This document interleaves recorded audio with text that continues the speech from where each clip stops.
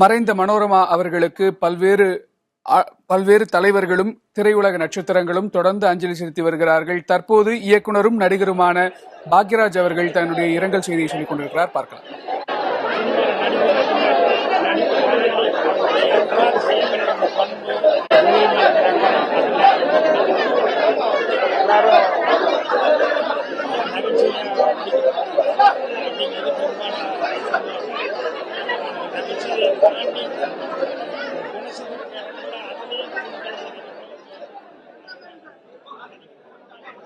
ஒட்டுமொத்த திரையுலகமும் திரண்டு வந்து அவருக்கு அஞ்சலி செலுத்திக் கொண்டிருக்கிறது. முக்கியமான காரணம், அவர் எல்லா நடிகர்களோடும் நடித்திருக்கிறார். இவர்கள் அவர்கள் என்று இல்லாமல் அனைவரோடும் நடித்திருக்கிறார். தனக்கு வந்த அனைத்து வாய்ப்புகளையும் அவர் ஏற்றுக்கொண்டிருக்கிறார். அதற்கான காரணத்தை அவரே கூட ஒரு முறை நகைச்சுவையாக சொல்லியிருக்கிறார். நான் வேறு ஒருவர் தவறவிட்ட வாய்ப்பின் காரணமாக நடிகையாக வந்தவள். யாரோ ஒரு நடிகை ஒரு வாய்ப்பை தவறவிட்டால் அதிர்ஷ்டவசமாக எனக்கு கிடைத்தது நடிகையாக கூடிய வாய்ப்பு. நான் எந்த வாய்ப்பையும் தவறவிட விரும்பவில்லை என்கிற ஒரு விஷயத்தை அவரே கூட ஒரு முறை நகைச்சுவையாக சொல்லியிருக்கிறார். தன்னுடைய கிராமத்தில் இருந்தபோது ஒரு நடிகைக்கு சரியாக பாட்டு பாட வரவில்லை என்கிற ஒரு சர்ச்சை எழுந்தபோது அந்த நடிகைக்கும் இயக்குனருக்கும் சச்சரவு வந்தபோது அந்த கிராமத்தில் நன்றாக பாடக்கூடிய மனோரமா இருந்திருக்கிறார். அவரை பார்த்துவிட்டு அவரை இந்த பெண் நன்றாக பாடுகிறார்கள் என்று அவருக்கு கொடுத்த வாய்ப்பு தான் மனோரமா என்கிற ஒரு நடிகை உருவாக காரணம் என்று அவர் சொல்லியிருக்கிறார். அதனால் எந்த ஒரு வாய்ப்பையும் தவற விடாமல் எல்லா ஹீரோக்களோடும் நடித்தவர், எல்லா குணச்சித்திர மற்றும் நகைச்சுவை கதாபாத்திர நடிகர்களோடும் நடித்தவர் மனோரமா அவர்கள். எம்ஜிஆர், சிவாஜி கணேசன் அவர்களை தொடர்ந்து தற்போது இருக்கக்கூடிய சிவகார்த்திகேயன் வரையில் அனைத்து நடிகர்களோடும் நடித்திருக்கிறார். கிட்டத்தட்ட 1300 திரைப்படங்களுக்கும் மேல் நடித்த நடிகை என்பதால் ஒட்டுமொத்த திரையுலகமும் அவருக்கு இறுதி அஞ்சலி செலுத்த வேண்டியதை தங்களுடைய கடமையாக, பொறுப்பாக கருதுகிறார்கள். காரணம், திரையுலகை தாண்டி சினிமா ஷூட்டிங் என்பதை தாண்டி தான் ஷூட்டிங்கில் பங்கு கொண்ட அனைத்து கலைஞர்களோடும், நடிகர்கள் என்றில்லாமல் இயக்குனர்கள், நடன கலைஞர்கள், இசைக்கலைஞர்கள் முதற்கொண்டு ஒரு சாதாரண லைட்ஸ்மேன், அதற்கும் கீழே நிறைய பேர் சொல்லுவார்கள். 24 சங்கங்கள் இருக்கின்றன சினிமாவில், 24 கிராஃப்ட்ஸ் கலைகள் இருக்கிறது சினிமாவிற்குள் என்று சொல்வார்கள். அந்த 24 சங்கங்களை சேர்ந்த அனைத்து தொழிலாளர்களோடும் உண்மையான ஒரு நட்பு பாராட்டி அன்பும் நேசமும் பரிவும் கொண்ட ஒரு உண்மையான ஆட்சியாகவே அனைவருக்கும் திகழ்ந்தவர் என்பதால் ஒட்டுமொத்த திரையுலகமும் அங்கு திரண்டிருக்கிறது. சற்று முன்பாக ரஜினிகாந்த் அவர்கள் அஞ்சலி செலுத்தியதை பார்த்தோம். தற்போது பாக்யராஜ் அவர்கள் தொடர்ந்து நேற்று இரவு 11 மணிக்கு அவருடைய உயிர் பிரிந்தது. அதன் பிறகு 12 மணி அளவில் அதிகாரப்பூர்வமாக அவருடைய உயிர் பிரிந்ததாக அறிவிக்கப்பட்டது. அதனைத் தொடர்ந்து பல்வேறு நடிகர்களும் தொடர்ந்து அவருக்கு அஞ்சலி செலுத்தி வருகிறார்கள். தற்போது நம்முடன் இணைப்பில் நடிகர், இயக்குனர், ஒளிப்பதிவாளர் தங்கர் பச்சான் அவர்கள் நம்முடைய இணைப்பில் இருக்கிறார். அவரிடம் பேசலாம்.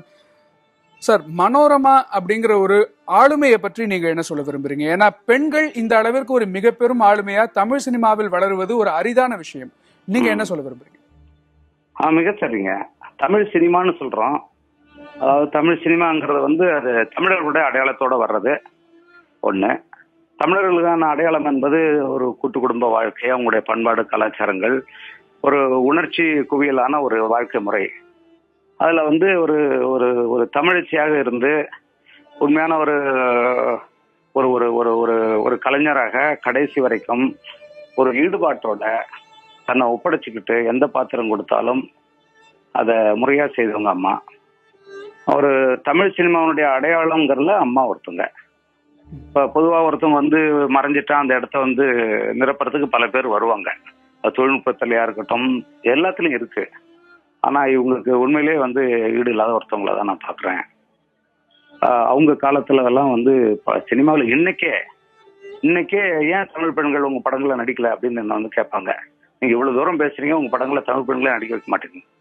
நான் எங்கேயுமே தேடுறேனாங்க, யாரும் நடிக்க வைக்கிறீங்க? நடிக்க வர மாட்டேங்கிறாங்க. வேணா உங்க வீட்டுல இருக்கிற அக்கா தங்கைகளை அனுப்பி வைங்க, நான் நடிக்க வைக்கிறேன்னா வாய முடிப்பாங்க. ஏன்னா இன்றைக்கு கூட தமிழ் பெண்கள் நடிக்கிற தயங்குற காலத்துல அன்றைக்கு அதுல இருக்கிற சங்கடங்கள்லாம் புரிஞ்சுக்கிட்டு வாழ்க்கையை எதிர்த்து போராடி அம்மா 1000 படங்களுக்கு மேல பணியாற்றிருக்காங்கன்னா அது ஒரு சும்மா ஏதோ ஒண்ணு நம்ம அதை விட்டுட்டு போயிட முடியாது. அவ்வளவு பெரிய ஒரு மிக முக்கியமான ஒரு ஆளுமை அம்மா. அவங்களோட நான் ஒரு ஒளிப்பதிவாளரா படங்கள் பணியாற்றிருக்கேன். ஆனா அவங்கள வச்சு இயக்கணும்னு ஆசை. என்னை பார்க்கும்போது எல்லாம் கேட்பாங்க, நான் தம்பி நீங்க என்னெல்லாம் வச்சு எடுக்க மாட்டீங்களா அப்படின்னு. ஒன்பது நாட்டு படம் அவங்கள அவ்வளோ கவர்ந்துச்சு. அதை பார்த்துட்டு இரவு என்ன ஒரு 12:30 மணி அளவில் அவங்களால ரொம்ப நேரம் அழுதாங்க. அதான் நான் என்னால் சொல்ல முடியும். காரணம் என்னன்னா அதில் இருக்கிற உணர்ச்சிகள் அவங்கள வந்து ரொம்ப தாக்கி இருந்தது. அப்போ நான் சொல்லுவேன், அம்மா இன்னும் கொஞ்சம் இயல்பா நீங்க நடிச்சீங்கன்னா இன்னும் நல்லா இருக்குமே அப்படின்னா, இது மாதிரி யாருமே சொல்றது இல்லை தம்பி, இன்னும் வேணும் வேணும்னு கேட்கறதால நம்ம நடிக்கிறோம் அப்படின்னு சொல்லுவாங்க.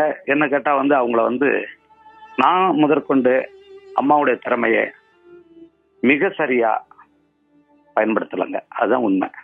அப்படி ஒரு குற்ற உணர்ச்சி எனக்கு இருக்கு. ஏன்னா அதுக்கான எனக்கு என்னுடைய படங்கள்ல அதுக்கான பாத்திர அமைப்பு எனக்கு இல்லாம போனது ஒண்ணு. பயன்படுத்தவங்களாம் மிக அதிகப்படியா தான் பயன்படுத்திச்சாங்களே தவிர அவரையும் சிவாஜி கணேசன் ஐயாவும் அப்ப இதுதான் நடந்துச்சு. ஒரே மாதிரி கடைசி காலங்கள்ல ஒரே மாதிரியான கதாபாத்திரங்கள் மனோரமா அவர்களுக்கு கொடுக்கப்பட்டது. இயக்குனர்கள் மனோரமா அவர்களின் திறமையை சரியா பயன்படுத்திக்கல அப்படின்னு சொல்லப்படுவது சரியா? உண்மை அதுதான் சரி. அதாவது சிவாஜி கணேசன் ஐயா வந்து நமக்கெல்லாம் கிடைச்ச மிகப்பெரிய செல்வம். அதே போன்றதுதான் அம்மாவும். இவங்க 2 பேர்களையும் நம்ம பயன்படுத்தவே இல்லைங்க. அதுதாங்க உண்மை. இன்னைக்கு என்ன சிவாஜி மாதிரி நடிக்கிறேன்னு இன்னைக்கு வந்து அதை வந்து கிண்டல் பண்றாங்க. அது காரணம் அவர் இல்ல, அதே தான் அதுவும். அதை வந்து அது அவங்கள வந்து இயக்குனர்கள் தான். இன்னும் அவர் நடிக்க அவரை விட ஒரு சிறந்த நடிகர் கிடைச்ச முடியும். அம்மா மாதிரி ஒரு சிறந்த நடிகர் கிடைச்ச முடியும். அதை இயக்குனர்கள் சரியா பயன்படுத்தாததுதான் பெரிய குறை. நமக்கு கிடைச்ச மிகப்பெரிய செல்வங்கள் இந்த தமிழர்களுக்கு கிடைச்ச தமிழ் சினிமாவில் உண்மையான தமிழ் சினிமாவின் முகங்களா இருந்தவங்க வந்து இவங்க 2 பேரும். அம்மா வந்து நான் உடம்பு முடியாதப்ப நான் போய் பார்த்துட்டு வந்தேன். ஒரு முறை இல்ல 2-3 முறை நான் பார்த்திருக்கேன். ஒரு ஏக்கத்தோட தான் நான் வந்து ஒவ்வொரு முறையும் நான் வெளியே வந்திருக்கேன். என்ன சொல்றது, உண்மையான அம்மாவா இருந்தாங்க. எனக்கு இப்பதான் எனக்கு கொஞ்சம் முன்னாடி தான் எனக்கு தெரிஞ்சதுங்க. எனக்கு என்ன அந்த நினைவுகள்லாம் எனக்கு வருது, நிறைய நினைவுகள் வருது. அவங்கள தொடர்பானது ரொம்ப என் மேல பெரிய அக்கறை உண்டு. அம்மாவுக்கு சொந்த மகன் மாதிரி என்ன நடத்தினாங்க. நிச்சயமாக திரையுலகை சார்ந்த ஒவ்வொருவரும், அவரோடு நெருங்கி பழகிய ஒவ்வொருவரும் சொல்லக்கூடிய வார்த்தை இதுதான். அந்த அளவிற்கு எல்லார்கிட்டையும் பரிவோட நேசத்தோட பழகிய ஒரு பெண்மணியாக, உண்மையாகவே ஆட்சியாக திகழ்ந்த ஒரு மனுஷி. நன்றி திரு தங்கர் பச்சான். இணைப்புல வந்து உங்களுடைய கருத்துக்களை எங்களோடு பகிர்ந்து கொண்டதற்கு நன்றி.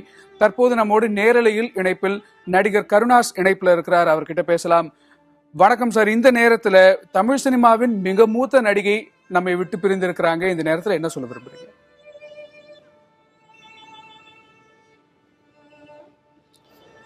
வணக்கம்.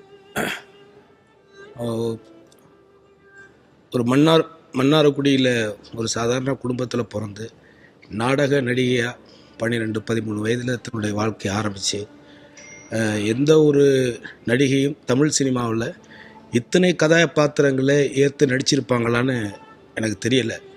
நம்ம வந்து அதிகபட்சமாக ஒரு 14 வருஷம் தான் நடிச்சிருக்கிறேன். அவங்க கூட வந்து 2 படம் நடித்தேன் நான். அப்புறம் வந்து சிங்கப்பூர், மலேசியா போகும்போது போனேன். ரொம்ப எளிமையாக, அதாவது தன்னை வந்து ஒரு பெரிய நடிகை மாதிரி, நான் சிவாஜி அது மாதிரி பெரிய நடிகர்கள் கூடலாம் நடித்த ஒரு மமதையோ ஒரு சின்ன பகட்டு கூட இல்லாமல் ரொம்ப உண்மையாக இருப்பாங்க. அவங்கள்ட்ட உண்மை இருந்தது. அவருடைய மகன் அவரையும் கூட நான் பார்த்தேன் அந்த வெளிநாட்டில். அதை தாண்டி நடிக்க வரும்பொழுது கூட ஒரு அசிஸ்டண்ட்டு கூட இருக்கிற அந்த ஹேர் ட்ரெஸ்ஸர்ஸ் இவங்களெல்லாம் அவங்க கூட அவங்கள ஒரு வேலை செய்கிறவங்களா பார்க்கல. அவங்க ஒரு குடும்பத்தில் ஒருத்தரை தான் அவங்க நடத்துனாங்க. அதை நான் நேராக பார்த்தேன். அவங்க வந்து எனக்கு தெரிஞ்சு வந்து மனோரமா ஆட்சி வந்து நடிப்பை பொறுத்த வரைக்கும் மேடையில் நடித்து, நாடகங்களில் நடித்து, பல பரிமாணங்களில் எந்த விதமான கதாபாத்திரங்களையும் ரொம்ப நம்பகத்தன்மை நிறைய அவங்களுடைய நடிப்பில் வந்து நம்பகத்தன்மையாக இருக்குது. அம்மானா அம்மாவா அந்த மாதிரி இருக்கும், அந்த உண்மை இருக்கும். அவங்கள்ட்ட நம்ம நிறையா கற்றுக்கணும். அவங்களுடைய அந்த ஒழுக்கம், அந்த சின்சியாரிட்டி, இவ்வளோ படம் நடிச்சுங்கிற அந்த இது இல்லாமல் இருக்கக்கூடிய அந்த யதார்த்தம், இதெல்லாம் வந்து இளைய தலைமுறைகள் அவங்கக்கிட்ட கற்றுக்கணும். இன்றைக்கி உலகம் முழுக்க இருக்கக்கூடிய நம் மொழி சார்ந்த, இந்த தமிழ் மொழி சார்ந்த அத்தனை பேருக்குமே பிடித்த ஒரு நடிகையாக எப்படி அப்துல் கலாம் ஐயா வந்து இந்த உலகம் முழுக்க எல்லாருக்கும் பிடிச்சதோ, அதே மாதிரி எல்லாருக்கும் பிடித்த ஒரு நடிகை மனோரமா ஆட்சி அவர்கள். அவங்களுடைய ஆத்மா சாந்தியோட நான் நினைக்கிறேன். அதே நேரத்தில் இந்த நடிகர் சங்கத்தோட சங்கரதாஸ் சுவாமிகள் கட்டடம் கட்டுறதை யார் கட்டினாலும் அந்த கட்டடம் கட்டும் பொழுது அதில் ஒரு ஹாலுக்காவது அந்த ஆட்சியினுடைய பெயரை வைக்கணும்னு நான் ஆசைப்படுறேன். இந்த நேரத்துல மனோரமா அவர்கள் நாடகத்துறையில இருந்து சினிமா துறைக்குள் வந்தவர். நாடகத்திலிருந்து தான் தமிழ் சினிமா பிறந்தது அப்படிங்கிற அந்த ஒரு ஆரம்ப காலகட்டத்தை சேர்ந்த ஒரு ஒரு ஒரு ஒரு ரத்தினத்தை நாம் இன்றைக்கு இழந்திருக்கிறோம். நாடகத்துக்கும் சினிமாவுக்குமான தொடர்பை உறுதிப்படுத்திய பேராளுமைகள்ல மனோரமா அவர்கள் மிக முக்கியமானவர். அந்த பண்பை எப்படி பாக்குறீங்க? இன்னைக்கு இருக்கக்கூடிய நடிகர்கள் நாடகங்களை பின்பற்றுறாங்களா? நாடக கலாச்சாரத்தை பின்பற்றுகிறார்களா? அவரிடமிருந்து கற்றுக்கொள்ள வேண்டிய விஷயங்கள் என்ன?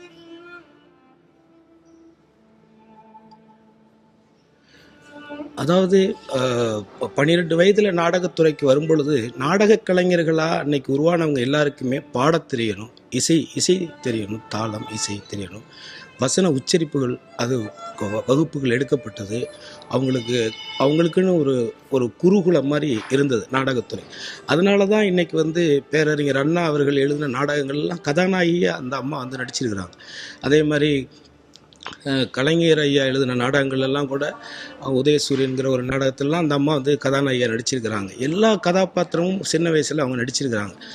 அந்த அங்கே அவங்க கற்றுக்கிட்ட அந்த அடித்தளம் எப்படி நம்ம ஒரு தமிழ் மொழிக்கு உயிரெழுத்துக்களை கற்றுக்கிறோமோ அந்த மாதிரி அவங்க கற்றுக்கிட்டதுனால தான் இந்த நிமிடம் வரைக்கும் அவங்களுடைய நடிப்புலையும் சரி அது எதுலேயுமே அவங்கள நம்ம குறை சொல்ல முடியாத அளவுக்கு ஒரு நேர்த்தியாக அவங்களால இந்த சினிமா துறையில் இத்தனை எனக்கு தெரிஞ்சு ஒரு 5 ஜென்ரேஷனுக்கு மேலே அவங்க எல்லாரும் கூட நடிச்சிருக்கிறாங்கன்னா அதற்கு அந்த அடித்தளம் தான். அந்த ஒரு அடித்தளம் மீண்டும் நாடகத்துறைக்கு வரணும். சங்கரதாஸ் சுவாமிகள் எழுதின 63 64 நாடகங்கள் இருக்குது. அந்த நாடகங்களில் இன்றைக்கி பார்த்திங்கன்னா அதிகமாக ஒரு சில நாடகங்கள் தான் மேடையில் நடந்துக்கிட்டு இருக்குது. குறிப்பாக வள்ளி திருமணம், அரிச்சந்திர மயனகண்டம், இந்த மாதிரியான நாடகங்கள் தான் பரவலாக நடந்துக்கிட்டு இருக்கு. மற்ற நாடகங்களை நம்ம தேர்ந்தெடுத்து அவங்களுடைய பெயரில் ஒரு அகாடமி ஆரம்பித்து, மனோரமா ஆட்சியின் பெயரில் ஒரு நாடக அகாடமி ஆரம்பித்து அதில் சிறந்த மூத்த கலைஞர்களை வகுப்புகள் எடுக்க சொல்லி பட்டறைகள் நடத்தி அவங்கள மீண்டும் இந்த கலைத்துறை அதாவது நாடகத்துறையை பலப்படுத்தணும். அது கூட நல்ல ஒரு இதுதான். அது அந்த அம்மாவுக்கு செய்யக்கூடிய அவங்களுடைய ஆத்மாவுக்கு செய்யக்கூடிய ஒரு நன்றி கடனாக இருக்கும். நன்றி திரு கருணாஸ். இணைப்புல உங்களுடைய கருத்துக்களையும் உங்களுடைய இரங்கல் செய்தியையும் பதிவு செய்ததற்கு நன்றி. திறமையும் கடுமையான உழைப்பும் இருந்தால் நிச்சயமாக வெற்றி பெற்று விடலாம் என்பதற்கு நடிகை மனோரமா ஒரு மிகச்சிறந்த வாழ்ந்து காட்டிய ஒரு உதாரணம் என்று நடிகர் சிவகுமார் கூறியிருக்கிறார். சிவாஜி கணேசனை போல மனோரமாவும் ஒரு நடிகர் திலகம் தான் என்று நகைச்சுவை நடிகர் செந்தில் புகழாரம் சூட்டியிருக்கிறார். சிவாஜி அவர்கள், எம்ஜிஆர் அவர்கள் கதாநாயகனாக எந்த அளவுக்கு உச்சம் தொட்டார்களோ அதுபோல நகைச்சுவையிலே உலக அளவிலே மனோரமா அவர்களை போல இவ்வளவு வேஷங்கள் பண்ண நடிகையே இல்லை, இனிமேல் இருக்க போவதில்லை. மிகப்பெரிய பாக்கியம் என்னன்னா பாய் போட்டு படுத்து நோய் பிடித்து பல நாள் கிடந்து மடிவதா முடிவு அப்படி ஒரு டயலாக் கருணாஸ் சந்திப்பார். அத மாதிரி சென்ற வாரம் நீங்க எல்லாம் பாக்குற மாதிரி அற்புதமாக நடித்த பெண்மணி இன்று விடைபெற்றுக் கொண்டார். அந்த இடம் எப்பவும் காலியாகட்டும், அவருடைய ஆத்மா சாந்தி அடையட்டும். அவங்களுக்கு ஜோடியாகவும் நடிச்சிருக்கேன், அவர் கூட ஏகப்பட்ட படங்கள் பண்ணியிருக்கேன். அவரோடு நடிக்கும்போது நம்மளுக்கே நம்ம அறியாமலே ஒரு நடிக்க சொல்கிறோம். அக்கா அவர் ஆத்மா சாந்திரிய இரவுடைய வண்டி. திரைப்படங்கள் தன்னோடு நடித்த அனைத்து நடிகர்களின் குடும்பத்திலும் ஒருவராய் வாழ்ந்தவர் மனோரமா என்று திரையுலகத்தினர் பலரும் புகழாரம் சூட்டியிருக்கிறார்கள். அவர்களுடைய இரங்கல் செய்திகளை பார்க்கலாம். அதுதான் பெரிய கௌரவமா இருந்த ஒரு பொக்கிஷம் உலகத்துல எங்க போனாலும் ஆட்சி பேரை சொன்னா தமிழ் கட்சிகளுக்கு ஆட்சி தெரியாம அவங்க கூட ஒர்க் பண்ணதுலாம் ஒரு பெரிய பொறுப்பு. திரை உலகத்துக்கே இது ஒரு பெரிய இழப்பு. எங்க எல்லாருக்குமே அவங்க ஆட்சி, வயசு வித்தியாசம் கிடையாது, எந்த கட்சி எந்த இதுங்கிறது கிடையாது, அவ்வளவு பேர்த்தையும் அன்பா இருப்பாங்க. அவங்களுடைய நல்ல மனசை எப்படி சொன்னா, எந்த ஒரு ஃபங்க்ஷன் நம்ம வீட்டில் நடக்கக்கூடிய ஒரு சின்ன ஃபங்க்ஷன் சொன்னா கூட எப்பேற்பட்ட ஒர்க்கா இருந்தாலும் தட்டாம கலந்துக்குவாங்க. மிகப்பெரிய ஒரு சோகமான நாள், எவ்வளவு பெரிய ஒரு சகாப்தம், எத்தனை பேரை மகிழ்ச்சிருக்காங்க. இவங்களோட மறைவெல்லாம் நம்ம ஈடுகட்டவே முடியாது. இன்னைக்கு மனோரமா ஆட்சின்னா இண்டஸ்ட்ரியிலும் சரி ஜனங்களுக்கும் சரி முகத்துல ஒரு சிரிப்பு வந்துடும். தமிழ் சினிமா உலகத்தில் தனிப்பெரும் பேரரசியாக விளங்கியவர் நடிகை மனோரமா என்றும் பல்வேறு சாதனைகளை படைத்த சரித்திர நாயகி அவர் என்றும் திராவிடர் கழக தலைவர் கி வீரமணி கூறியிருக்கிறார். என்றென்றைக்கும் தோளுடம்பை பெற்றவராக மற்றவர்களுக்கெல்லாம் படமாக மட்டுமல்ல பாடமாகவும் திகழக்கூடிய நடிப்புலகில் ஒப்புயோரும் அற்ற அருமையான ஒரு பேரரசி. அவருடைய நினைவு வளரும், அவருடைய சாதனை பேசும், அவருடைய நடிப்பு மிகப்பெரிய அளவிற்கு துல்லியமாக ஒரு பல்கலைக்கழகமாக என்றைக்கும் விளங்கும். வாழ்க மனோரமா. தமிழ் திரையுலகத்தில் பெண் சிவாஜி என்று போற்றப்பட்டவர் நடிகை மனோரமா என்றும், சொந்த வாழ்வில் சோகங்கள் இருந்தாலும் ரசிகர்களை தன் நகைச்சுவையால் சிரிக்க வைத்தவர் அவர் என்றும் நடிகர் S.V. சேகர் தெரிவித்துள்ளார். சினிமா என்பது இருக்கும் வரை, தொலைக்காட்சி என்பது இருக்கும் வரை ஆட்சி மனோரமா வாழ்ந்து கொண்டுதான் இருப்பார்கள். அவர்களுடைய குடும்பத்தில் உள்ளவர்களுக்கு நம்முடைய ஆழ்ந்த அனுதாபங்களை தெரிவிக்கிறோம். இதுக்கு ஒரு இன்னொரு ஆட்சி அப்படிங்கிற இடமே கிடையாது. அது ஒரு வெற்றிடம் தான். இந்த வெற்றிடத்தை நிரப்ப யாராலும் முடியாது. அவருடைய ஆத்மா சாந்தியை பிரார்த்திக்கிறோம். 57 ஆண்டு காலம் ஒரு நீண்ட நெடிய திரைப்பயணத்தை வெற்றிகரமாக நிறைவு செய்திருக்கிறார் மனோரமா அவர்கள். இந்த காரணத்தினாலேயே அவருக்கு அனைவருமே நண்பர்களாக இருந்திருக்கிறார்கள். அனைவரிடமும் நட்பு பாராட்டி, யாரிடமும் கடுஞ்சொல் பேசாத, பகைமை பாராட்டாத ஒரு மிகப்பெரிய ஒரு மனிதராக வாழ்ந்திருக்கிறார். படத்துல அவங்க சிறப்பா நடிச்சாங்கன்னு அர்த்தம் இல்ல. அவங்க நடிச்ச அந்த 1000 படங்களோட சிறப்பை கௌரவிக்கிறதுக்கு என்னுடைய படம் ஒரு காரணமா இருந்தது. அதனால அந்த வகையில எனக்கு ஒரு பெரிய வரப்பிரசாதம் மாதிரி. அதே மாதிரி அவங்க எனக்கு ஒரு பெரிய பிரபஞ்ச விருது கொடுத்திருக்காங்க. நான் என்னுடைய மகள்களை எப்படி பாத்துக்கிறேங்கிறத பார்த்துட்டு, அடுத்த ஜென்மத்துல நான் உனக்கு மகளா பிறக்கணும் அப்படின்னு என்கிட்ட சொன்னாங்க. அது எனக்கு தெரிஞ்சு இந்த ஜென்மத்தோட மிகப்பெரிய ஒரு பலனா நான் நினைக்கிறேன். அதே மாதிரி இப்ப நடிகர் சங்கத்துல நம்ம பேசுற விஷயங்கள் எல்லாமே என்னன்னா, நாடக நடிகர்களை நம்ம சமமா பாக்குறோமான்ட்டு. எனக்கு தெரிஞ்சு அந்த மாதிரி ரொம்ப சமமா பார்த்த ஒருத்தவங்கன்னா அவங்க மனோரமா ஆட்சி அவர்கள் தான். பெரிய நடிகரா இருந்தாலும் சரி, ஒரு நாடக நடிகரா இருந்தாலும் சரி, அவங்களோட மறைவுக்கு அப்போ முதல்ல நிக்கிறது ஆள் ஆட்சி நிப்பாங்க, 2வது சிவகுமார் சார் நிப்பாரு, 3வது நான் நிப்பேன். இந்த மாதிரி தொடர்ந்து நிறைய துக்கமான செய்திகள்ல நாங்க நின்று இருக்கோம். இன்னைக்கு அவங்க மறைவுக்கு நான் நிக்கிறதுங்கிறது சொல்ல முடியாத ஒரு துயரம். ஆனா அவங்க வாழ்க்கை ஒரு சிறப்பான ஒரு வாழ்க்கை. உறவுகளை மீறி அவங்க நேசிச்சது, அல்லது உறவுகளை மீறி அவங்கள சந்தோஷப்படுத்தினது இந்த சினிமா. என்னைக்கும் அந்த மாதிரிதான் உறவுகளை மீறி என்னை சந்தோஷப்படுத்தி இருக்கிறது என்னுடைய சினிமா தான். அந்த வகையில அவங்களுடைய ஆசீர்வாதம் என்னைக்கும் எனக்கு இருக்கும். அடுத்த ஜென்மத்தில் அவங்க எனக்கு மகளா பிறப்பாங்கன்ற மகிழ்ச்சியோட இந்த துக்கத்தை நான் பகிர்ந்துக்கிறேன். நன்றி. நடிகர் இயக்குனர் ரா பார்த்திபன் அவர்கள் தன்னுடைய இரங்கல் செய்தியை தற்போது சொன்னதை கேட்டோம். ஆட்சி மனோரமா அவர்களுடைய வாழ்க்கையில் ரா பார்த்திபன் அவர்கள் மிக முக்கியமான ஒரு மனிதராக பார்க்கப்படுகிறார். காரணம், 1300 படங்கள் நடித்திருந்தாலும் ஒரே ஒரு முறைதான் தேசிய விருதை அவர் பெற்றிருக்கிறார். அது அவருடைய நடிப்பிற்கு ஒரே ஒரு விருதுதான் கிடைத்ததா என்ற ஒரு கேள்வியை நாம் கேட்டுவிட முடியாது. பொதுவாகவே நாகேஷ் உள்ளிட்ட தமிழ் சினிமா நடிகர்களுக்கு தேசிய அளவிலான அங்கீகாரங்கள் கொடுக்கப்படுவது இல்லை என்கிற குற்றச்சாட்டு தொடர்ந்து வைக்கப்பட்டு கொண்டுதான் இருக்கிறது. அந்த விதத்தில் ஆட்சி மனோரமாவிற்கு ஒரே ஒரு முறை தேசிய விருது கிடைத்திருக்கிறது. 1989ஆம் ஆண்டில் ரா பார்த்திபனின் முதல் திரைப்படமான புதிய பாதைக்காக சிறந்த குணச்சித்திர நடிகை, பெஸ்ட் சப்போர்ட்டிங் ஆக்டர் ஃபீமேல் என்கிற கேட்டகரியில் அவருக்கு தேசிய விருது கிடைத்தது.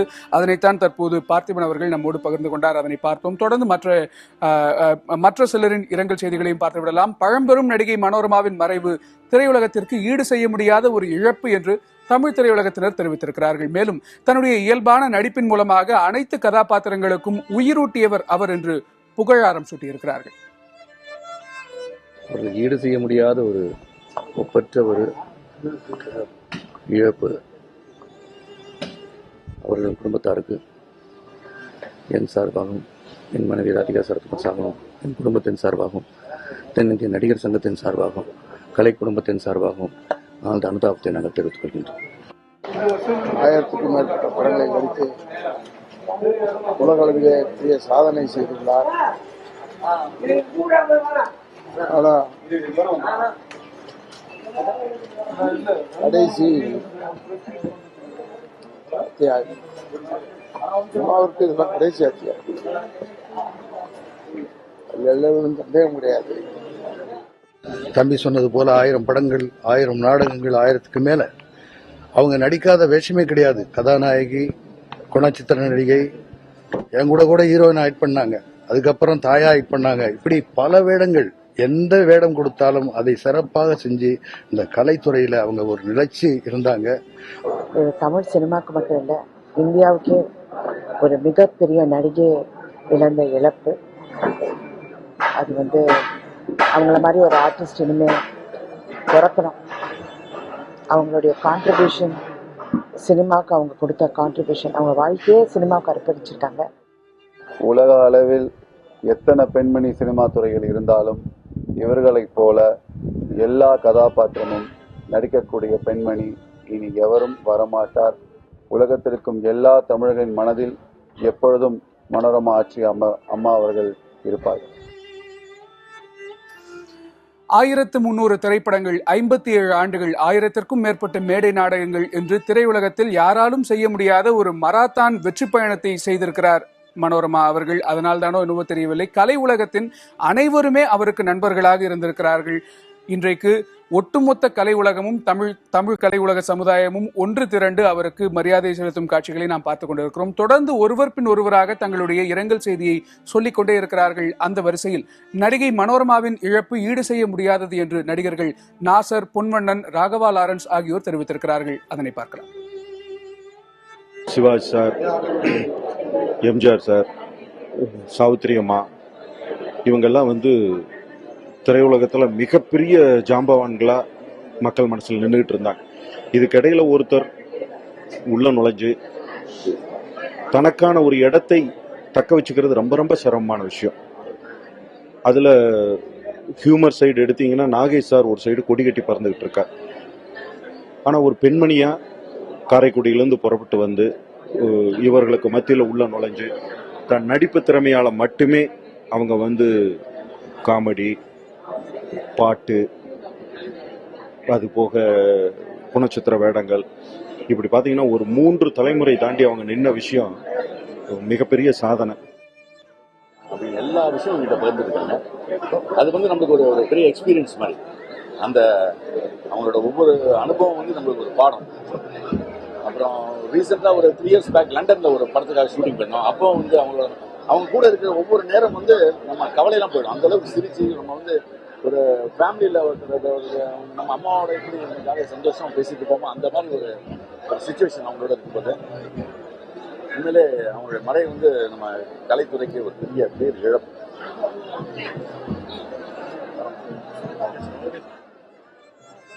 இன்னைக்கு ஒரு சகாப்தம் முடிவடைஞ்சிருக்கு. இந்த நேரத்தில் எனக்கு திரு கண்ணதாசன் அவர்கள் சொன்ன ஒரு பாடல் தான் ஞாபகம் வருது. நான் நிரந்தரமானவன், அழிவதில்லை.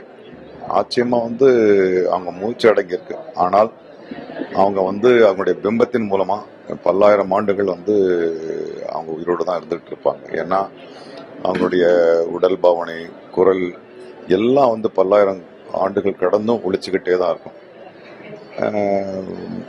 எல்லாரும் சொல்ற மாதிரி அவங்க அவங்களுக்கு வேண்டாதவங்க யாருமே கிடையாது. இந்த உலகத்துக்கே அவங்க சொந்தம், அவங்களுக்கு இந்த உலகம் சொந்தம். நான் எப்பவும் ஒருத்தரை பற்றியும் ஒரு வாழ்க்கையில் இவங்க ஏன் வந்தாங்க, கடவுள் படைக்கிற எல்லாத்துக்கும் ஒரு காரணம் இருக்கும். இவங்க இந்த உலகத்தில் படிக்கிறோன்னா ஏதோ ஒரு நல்லது பண்ணோம், ஏதோ ஒரு சாதனை பண்ணணுன்றதுக்காக படைப்பாங்க கடவுள். ஸோ மனோரமாவை பொறுத்த வரைக்கும் பெண்கள் கூட காமெடியில் இவ்வளோ சாதிக்க முடியும், பெண்கள் கூட 1300 படத்துக்கு மேலே நடிக்க முடியும். இப்போது ஹோய் சரளமா கூட என்கிட்ட சொல்லியிருக்காங்க, மனோரமாலாம் இன்ஸ்பிரேஷனாக இருந்திருக்காங்கன்னு. ஸோ இப்போ வர காமெடி கேர்ள்ஸ் எல்லாம் கூட காமெடி பண்ணோன்னா மனோரமாவை தான் இன்ஸ்பிரேஷனாக எடுத்திருக்கேன்னு சொல்லுவாங்க. ஸோ கடவுள் படைப்புக்கு காரணமே பார்த்தீங்கன்னா இந்த அம்மா எல்லாருக்கும் முன்னுதாரணமாக இருக்கணும்னு சொல்லிட்டு அந்த கடவுள் படைச்சதை புரிஞ்சுக்கிட்டு அதுக்கு 100% உழைச்சி அவங்க கடவுள் நம்பிக்கை வர அதிகம், அந்த தொழில் மேலே வச்சிருக்கிற பக்தியும் அவங்க அந்த தொழிலுக்காக பார்த்தீங்கன்னா தொழில் மேலே வச்ச பக்தி ஒன்று, இன்னொன்று பக்கம் பார்த்தீங்கன்னா மனிதர்களை ரொம்ப நல்லா மதிப்பாங்க. மனோரமா அவருடைய மறைவு நம்முடைய திரையுலகத்துக்கு மட்டுமல்ல, அவங்க இந்தியாவில் பல மொழிகள் படங்களில் நடிச்சிருக்காங்க.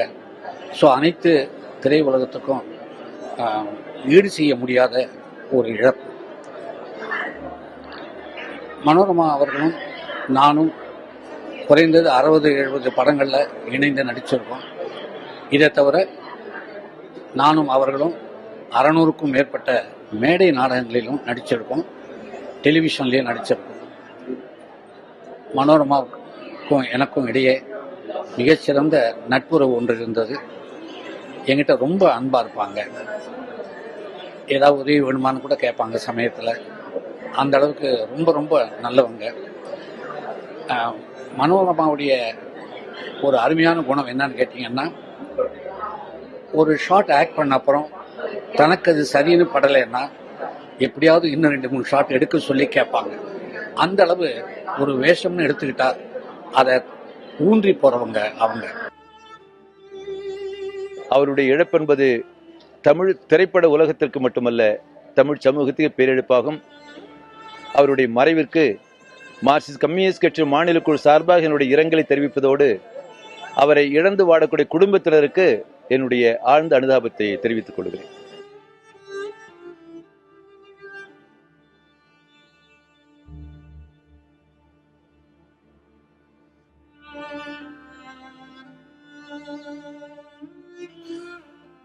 ஐந்து முதலமைச்சர்களோடு நடித்த பெருமைக்குரிய ஒரே ஒரு நடிகை என்பதால் அவருக்கும் அரசியல் தலைவர்களுக்கும் மத்தியிலும் ஒரு சிறந்த நட்புறவு இருந்து வந்திருக்கிறது. தற்போது மார்க்சிஸ்ட் கம்யூனிஸ்ட் கட்சியின் மாநில செயலாளர் ஜி ராமகிருஷ்ணன், அதே போல திராவிடர் கழக தலைவர் கி வீரமணி உள்ளிட்ட பல்வேறு அரசியல் கட்சி தலைவர்களும், அதே போல திமுக பொருளாளர் மு.க. ஸ்டாலினும் தன்னுடைய இரங்கல் செய்தியை முன்னதாக சொல்லியிருந்தார்கள்.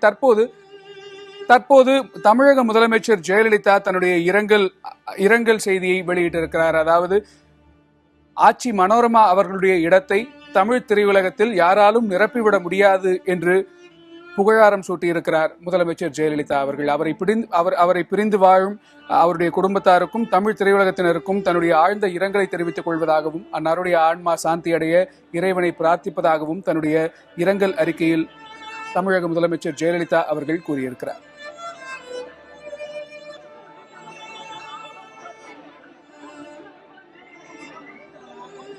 தற்போது நம்முடன் தொடர்பில் நடிகர் திரு விக்னேஷ் அவர்கள் இருக்கிறார். அவரிடம் பேசலாம்.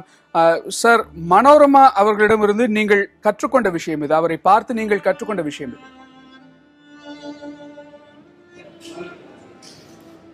நான் ஆட்சிகிட்ட 2-3 படத்துகள் நடிச்சிருக்கிறேன்.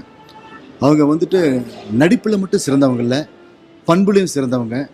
அவங்க எல்லா கலைஞர்களையும் மதிக்க தெரிஞ்சவங்க, யாருடைய மனதையும் புண்படுத்தாத ஒரு நல்ல உள்ளம். எங்கே பார்த்தாலும் அவங்க ஒரு சிரிப்போட, விக்னேஷ் நல்லா இருக்கிறியா, உன் குடும்பத்தில் எல்லாம் நல்லா இருக்காங்களா அப்படிங்கிற ஒரு அன்போடு தான் கேட்பாங்க, ஒரு அக்கறையோடு தான் கேட்பாங்க. ஒரு தாய் தன் மகனை எப்படிலாம் கேட்பாங்களோ அதே மாதிரி தான் கேட்பாங்க. இன்றைக்கி ஆட்சியம்மா நம்ம கூட இல்லை. என்னை பொறுத்தளவுக்கு என்னுடைய தாய் இறந்தால் என்ன ஒரு சோகம் இருக்குமோ அது மாதிரி தான் நான் ஃபீல் பண்ணுறேன். இன்றைக்கு தமிழ் திரை உலகத்தில் இருக்கிற அத்தனை கலைஞர்களும் தன் தாயை இழந்து போட்டு தவிச்சுக்கிட்டு இருக்கிறோம். கலை உலகினர் மட்டும் இல்லை, அனைத்து தமிழ் ரசிகர்கள் அனைவருமே இன்றைக்கி ஒரு துக்க நாள். அந்த ஆத்மா சாந்தி அடையணும். நான் கடைசியாக பத்திரிகையாளருடைய விழாவில் சந்தித்தேன் 10 நாளைக்கு முன்னாடி. அப்போ நடக்கவே முடியல, வீல் சேரில் வந்தாங்க. அப்போ கமல் சார் இருந்தாங்க, சிவகுமார் சார் இருந்தாங்க. அப்போ எங்கள் எல்லாத்தையும் என்னையவே விசால கார்த்திகை எல்லாத்தையும் ஒரு அன்போடு விசாரித்தாங்க. உடம்பெல்லாம் பார்த்துக்குங்க, நல்லா இருங்க, நல்லா நடிக்கிறீங்க, கார்த்திகை பற்றி ரொம்ப பாராட்டினாங்க. அவங்க ஆத்மா சாந்தியடையணும். அவங்க இன்னைக்கு இறந்து அவங்க ஆத்மா சொர்க்கத்துக்கு போயிடுச்சு. அந்த ஆத்மா எப்போ இருந்தாலும் தமிழ் நடிப்பை பற்றி தான் அவங்க நினச்சிட்டு இருப்பாங்க. அந்த ஆத்மா சாந்தியடையணும் எல்லாம் வல்ல இறைவனை நான் வேண்டி விரும்பி கேட்டுக்கிறேன். நடிப்புலகத்திற்கு வெளியே, அதாவது ஷூட்டிங், நடிப்பு, அதற்கெல்லாம் அப்பாற்பட்டு தன்னோடு இருக்கக்கூடிய சக கலைஞர்களை எப்படி பாவிப்பார் மனோரமா அவர்கள்?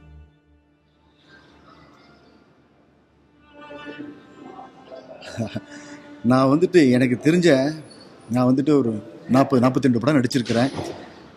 ஆனால் அவங்கள மாதிரி ஒரு கலைஞர்களை மதிக்கிறது, ஒரு சின்ன நடிகனாக இருந்தாலும் சரி, பெரிய நடிகராக இருந்தாலும் சரி, எல்லாத்தையுமே ஒரு மரியாதையோடு தான் அவங்க நடத்துக்குவாங்க.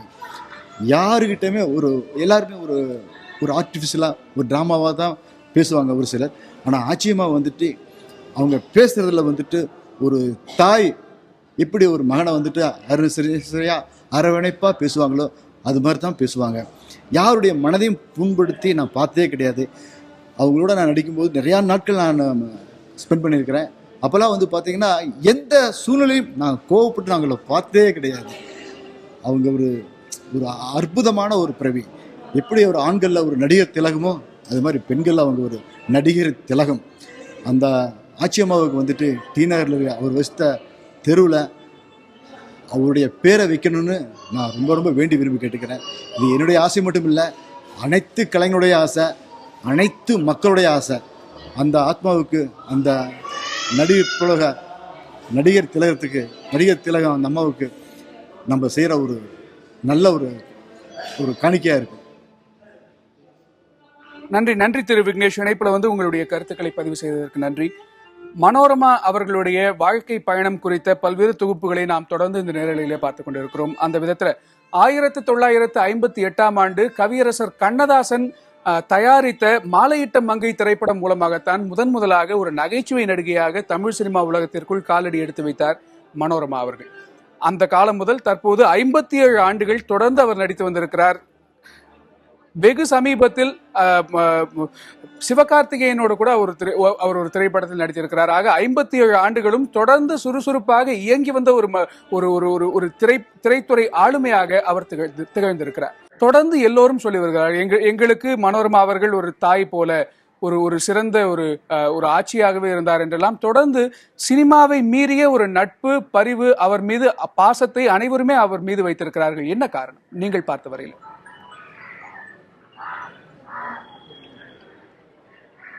திரையுலகத்தை மீறிய பாசம் மனோரமா அவர்கள் மீது கலை உலகம் கொண்டிருக்கிறது என்று சொன்னால் திறமைக்கான பரிசு என்று சொல்லிவிட முடியாது. அவருடைய பண்பாட்டுக்கான பரிசு என்று சொல்ல வேண்டும். திறமை உள்ளவர்கள் மதிக்கப்படுகிறார்கள், பண்பாடு உள்ளவர்கள்தான் நேசிக்கப்படுகிறார்கள். மதிக்கப்படுவதற்கும் நேசிக்கப்படுவதற்கும் ஒரு சின்ன இடைவெளி இருக்கிறது. மதிப்பு என்பது தூரத்தில் இருப்பவர்களுக்கு, நேசம் என்பது பக்கத்தில் இருந்து உறவாடுகிறவர்களுக்கு. மனோரமா அவர்கள் தான் பெரிய நடிகை என்ற உயர்வு மனப்பான்மை இல்லாமல் எல்லா தலைமுறையோடும் ஒரு சக நடிகையாக நெருங்கி பழகி தன் அன்பை பகிர்ந்து கொண்டவர் என்று நான் அறிகிறேன். அவரோடு எனக்கு பெரிய நட்பெல்லாம் இல்லை. ஆனால் அவர் மீது நான் கொண்டிருக்கிற மதிப்பும் நேசமும் உயர்ந்தது என்பதை அவர் அறிவார். காரணம், திரையுலகில் அவர் புறம் பேசியதில்லை. திரையுலகில் யாரையும் அவர் குறைத்து மதிப்பிடுவதில்லை.